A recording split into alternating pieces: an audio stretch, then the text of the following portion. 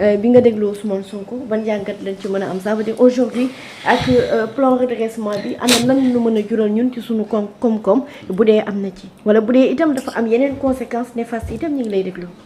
macha allah ñu ngi lay remercier encore ndax parce que ñu ngi wax redressement aussi ak rupture. Oui. Mais il faut faire très attention le terme rupture quoi parce qu'on dit que l'État c'est une continuité. Rupture boobu ak rupture systémique bi. il faut nga relativiser ko.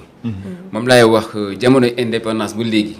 on nous donne fait des subventions ay dons ay aide au développement on nous parle de croissance mais sénégalais bu nekk boo toogee yaa ngi sant ne doxul lan moo doxul. donc au fait même ñun en tant que gestionnaire financier économiste on sentait que ça ne marchait pas mais on ne savait pas d'où venait le mal. Donc par la suite, Sonko il est venu, il a dit que le problème c'est le système. C'est quoi le système? Le système c'est toi et moi. Donc le système c'est quoi? Moi, l'ensemble des éléments pris de façon particulière, mais boo leen boole si boobu ñooy doxandoo. Mais système bi su fekkee dafa am benn élément bu ciy sooxee rek du dem. Système mooy lan oto bu nga xamante ne mën nga ko jëndee 50 millions mais roue bi bu ko defee du dem loolu lay système. ñun nag suñu modèle dañu am modèle économique boo xamante ne ça nous est propre nous les Sénégalais et les Africains modèle économique suñu modèle juridique suñu modèle finance suñu comptabilité suñu côté droit lépp on a notre propre réalité mais defuñu ko. Qu'est-ce qu'on a fait? On a copié le modèle occidental. Cela ne veut pas dire que dara mi ngi marché fële day marché fii. tey boo xoolee si suñu texte juridique yi. lépp on a copié collé la France. suñu modèle économique la même chose même côté taxe bi côté fiscalité bi on a aussi copié le modèle occidental. Conséquence, ça n'a pas marché. Donc lu ma retenir aussi si discours le premier ministre Ousmane Sonko moom mooy am na benn élément bu mu wax bu nga xam ne si moom Sénégalais yi bàyyiwuñu si xel moom mooy les ODD les objectifs de développement durable ak les économies circulaires et les économies solidaires un élément très important la finance islamique. Vous savez la finance islamique le pays qui le développe le plus c'est pas un pays musulman c'est l'Angleterre di ngeen di crédit bay. Crédit bay ou leasing. Donc ça, ce qu'on appelle la finance islamique, c'est l'Angleterre qui l'utilise. Pourquoi? Parce qu'au fait, dina day wax ne par exemple xaalis mënoo ko lebal nit kenn du ko jaayee bu mu la jox 100 francs ne la fay ma 120 ndax 20 yooyu si boppam riba la. mais le fait que intérêt yooyu noonu si boppam ñi siy teg ñun ñuy abusé wu moo jural lii. mooy indi crise financière bii. mais quand on met en place un système de finance islamique doo si dégg si boppam problème bii nii parce que lan la finance islamique mooy lan mooy da nga naan damay bay. ñu ne la loo soxla par exemple nga ne man machine laa soxla ñu jox la machine nga bay ngay fay mais machine bu dee 100 000 francs ñu jaay la ko 120 000 20 000 francs yi du intérêt mais marge la nga koy tuddee. donc au fait man ma nekk aussi acteur de développement. nekk sur le terrain j'ai fait beaucoup de réalisations mais sànq ba ministre ak ministre doon wax daf si gis sama bopp. parce que j'étais déjà sur le terrain j'ai fait les 14 régions donc voyagé naa dem naa partout en Europe et aux États-Unis mais lu ma di gën a remarqué Sénégal depuis lors on parle de croissance mais croissance sentir ko si nit ñi te croissance c'est très simple. da koy nattee sa bopp rek moom mooy fan laa nekkoon daaw ren fan laa nekk ak fan laa jëm ndax àdduna ñaar la soit da ngay avancer wala nga dellu gannaaw. bés boo sentir ne avancé war xam ne yaa ngi dellu gannaaw.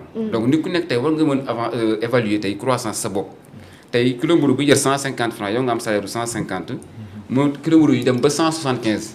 mënoo doo ko jënd kon tu es obligé suul bukki pour am juróomi dërëm pour compléter pour am miche mburu kon yaa ngi appauvrir sans pour autant nga sentir ko léegi man nag côté pain bi laa xool mburu bi régime bi bees bi dëggal ils ont joué sur la fiscalité pain bi baguette bi jógee de 175 à 150 mais le boulanger tamit fekkee dafa xool ne arrangé wu ko mën na wàññi la qualité du pain pourquoi le pain est cher aujourd'hui c'est les intrants mooy énergie bi courant bi dafa cher parce que courant la ñu utiliser wala transport bi tamit métti na c'est des énergies wala blé bi da nga koy importer et pourtant mënoon nañu ko produire fii léegi ma ne bon je vais essayer de trouver une solution à ma manière ma contacter un ingénieur chypriote ñëw na Sénégal fii avec des ingénieurs sénégalais tey président maa ngi koy dégg muy wax ci énergie renouvelable en l'occurrence le solaire le soleil nous brûle on a le soleil H24 pourquoi ne pas l'utiliser à nos propres fins donc ñun ñu mettre en place ay fours yi nga xamante ne c'est purement solaire avec zéro émission de gaz à effet de serre ndax yaa ngi si boppam doo yàq alam bi parce que président aussi wax na tamit beneen source de revenu moom mooy les économies vertes et les économies bleues dégg ngeen ko deux sources d'économie yooyu y a ce qu'on appelle les fonds verts parce que une entreprise qui ne pollue pas am nga ay crédit carbone su fekkee tamit da ngay préserver alam bi géej gi tamit am nga tamit ay yeneen subventions mën nga ko bénéficier wu pourquoi mënuñu utiliser ay fonds yooyu développer suñu dëkk donc au lieu ñuy polluer nañ utiliser les énergies renouvelables bopp di bénéficier de ces fonds verts. mais ñun xam nga par exemple monsieur Ndiaye xam nga ñun Sénégal bokkuñu boolewuñ ñu ci pays yi nga xamante ni moom moo polluer maanaam dañu war a jot ndàmpaay ci pays yi nga xamante ni ñoom ñoo nekk di polluer fond vert boobu nga xamante ni moom ngay wax peut-être ñu jëmale ko ci environnement bi reboisement bi ak yeneen yoo xamante ni war nañ ko mën a def. ñun ñu ngi polluer xanaa gis nga Ndiaga Ndiaye. mais ba tey suñu niveau de. industrie yi quoi nga côté industrialisation. le niveau de pollution bokkul par rapport dans les pays comme le Chili. l'Afrique ne pollue pas. waaw kay ça veut dire ñun bokkuñu ci comme ñi nga xamante ni noonu la ñuy classé ñun bokkuñu ci dëkk yi nga xamante ni suñu niveau de pollution toll na jéggi na dayo daal. jéggi na on pollue mais on pollue peu. voilà. mais au fait c'est un seuil quoi. même boo pour eggu si seuil bi aussi il faut être le bon élève parce que le Sénégal tout le temps toujours un bon élève donc il faut anticiper. Anticipation mooy lan ñun ñu confectionné ay produits yoo xam te purement solaire la ndax man dama dem dans les zones rurales gis famille defal kecax yeeg poisson fumé yi di utiliser beaucoup de bois déforestation bi am na doole bon ñu confectionné ay produits yoo xam te c'est solaire ñi confectionné des poissons fumés poissons séchés avec 0 émission de gaz à effet de serre n'est-ce pas le côté produit solaire yi la déjà parce que aussi on doit créer de l'emploi premier ministre mi ngi wax côté boobu tamit mais secteur privé bi dañ leen waroon dooleel l'État ne crée pas de l'emploi loolu gars yi dañ ko war a xam. L'État crée les conditions de création d'emploi. moom mooy la nga doole secteur privé bi. le privé national comme ni ko Saa Wolof Samb doon waxee avec l'EDK c'est un très bon exemple. donc bu ñëpp defoon tey noonu te Sénégal tey day émerger wu. n'est-ce pas. oui vous êtes expert financier. bi le premier ministre ak le président daanele dañu gis beaucoup de réactions Thierno Bocoum maître Omar Youm entre autres ñu ŋàññi redressement bi doxalin bi ñenn ñu bëri nee nañ danoo bëgg jël réew mi nar koo tënk ci yutum juuti ndax loolu mën na avancer ab réew yow tey ban jàngat nga ci waaw mais xam nga fait analyse tout le temps da ngay xool kan kuy analyser kan la. parce que Sénégal le problème lu lay expliquer mën nañ folli mënuñu fal mën nañ critiquer mais boo leen tegee à la place du ñu def. kuy critiquer lan la c'est un expert en la matière ou bien c'est un théoricien parce que théorie yomb na trop. je donne un exemple j'avais un excellent professeur de marketing il était très fort benn entreprise gis ko mu neex ko mu def benn prestation bu bien gars yi jël ko def ko directeur de marketing 2 mois la fa def tout est def mu daaneel boîte bi. parce que c'est un théoricien on a des réalités combien d'économistes lañu am bind livre tey boo leen gérer tey joxe te biir Sénégal ñu yàqu ko. ñaata ingénieur agronome lañu am boo la yóbboo ne bay lañu yàqu suuf si. donc y a ce qu'on appelle une connaissance empirique bokkul ce qu'on appelle une connaissance scientifique. mën ko jàng ci téere mais pratique dafa am solo. il faut être des praticiens critiquer nag yomb na c'est comme un médecin ou bien un professeur de sciences naturelles c'est pas pareil parce que un professeur de sciences naturelles il te parle des vaccins tout ça. ñun par exemple moi j'ai eu un bac S2 on nous parle des cellules mais mosuma ko gis. pourtant théoriquement da ko doon maîtriser. kon yow plan bi le premier ministre proposé. jàpp nga ne buñ ci tënkoo. ab coppite war naa mën a am ci suñu économie. théoriquement c'est bon léegi mu des léegi côté faisabilité parce que Sénégalais on n'a pas les mêmes mentalités que les pays occidentaux les occidentaux raisonnent en termes de moyen terme et de long terme et leurs petits-fils. da gis tubaab tey day def dara pour dans l'avenir mais nit ku ñuul tey la gis naa am tey dina tey oto takk soxna yu baax wala am jëkkër ju baax dund gu neex. tubaab du raisonner noonu. donc planification bu ñuy def nañ def de telle sorte que rendement yi si boppam nekk opérationnel juri les Sénégalais souffrent pour le moment donc ce que dañuy mettre en place des stratégies yu nga xamante dans 5 ans 10 ans il y a ce qu'on appelle il faut se heurter à des réalités politiques même ce que planification yu joxe baax na mais la politique elle a critiqué ngañ nit ñi sonn nañ. nit ñi dañoo lot xool leen tey Sénégalais amul tey ñëpp muy nekk réalité mais donc nañ mettre en place des solutions d'urgence bon man je l'ai réussi à ma manière mais à l'échelle micro parce que je travaille avec des femmes transformatrices et des jeunes bon on essaie d'intervenir dans les 14 régions ñu mettre en place benn fintech te boo xoolee président de la République mi wax New Deal technologie il insiste beaucoup sur les nouvelles technologies de l'information parce que loolu moo ñu unité guddi gi nekk les dettes cachées et les dettes enfouies. waaw mais l'économie numérique itam moo yor monde bi actuellement. moo ko yor moo xool te suñu institutions yi amul kii au fait cohésion entre nos différentes institutions au niveau de la direction générale des impôts domaine te war nañu am benn plateforme numérique bu nga xamante ne plateforme unique lay doon. on aura toutes les informations si boppam centralisées. parce que surtout côté dette intérieure yi. l'État peut emprunter auprès des banques. l'État peut emprunter auprès d'autres instituts au niveau des bourses tout ça mais loolu dafa war a am traçabilité du point de vue numérique. donc bu ko nëbbee c'est parce qu'il y a pas de traçabilité numérique mais li président de la République wax de New Deal technologie bu ko mettre en place il va y avoir de la traçabilité et de l'économie parce qu'on utilise beaucoup de papier vous savez une rame de papier équivalent à un arbre abattu. oui donc parfois da ngay soxla benn document au lieu nga xool support numérique moi j'ai pas de papier. mais da koy imprimer. bu la neexee nga xotti en une journée mën nga yàq ce qu'on appelle benn rame de papier.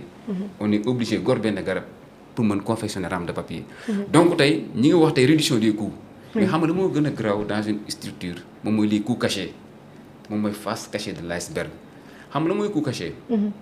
tey booy dem lampe yi ak yi da nga ko war a fay mais nga bàyyi ko muy tàq garaawul nga dugg si toilette bàyyi ndox bi document soxloo ko nga imprimer yàq-yàq yooyu noonu si boppam moom mooy kaña structure yi ñoo ñoo garaaw ñoo ñooy daaneel bâtiment te leen gis donc état fu mu jëm a maîtriser loolu si boppam pour mën vraiment arriver à une maîtrise des coûts et des recettes. beneen bi moom mooy au fait bu ma développé woon moom mooy la gestion des déchets parce que ce qu'on va faire gestion des déchets yi ak plastique yi parce que loolu c'est toujours économie circulaire dañuy jël jeunes yi nga xam ne defuñu dara plastique boo ko tegee fii pour mu disparaître il faut 200 ans wala 300 ans. ñu ne jeunes yi nga xam ne defuñu dara dina leen jàppale ñu nekk sous format de GIE wala entreprise. y a des bureaux de mise à niveau y a ADMEP nga accompagner leen bu ñu indee bouteilles yi. nga def réparti waaw. li ñu soppi recycler ko def ko recyclage. parce que moom économie endogène le président bi di wax.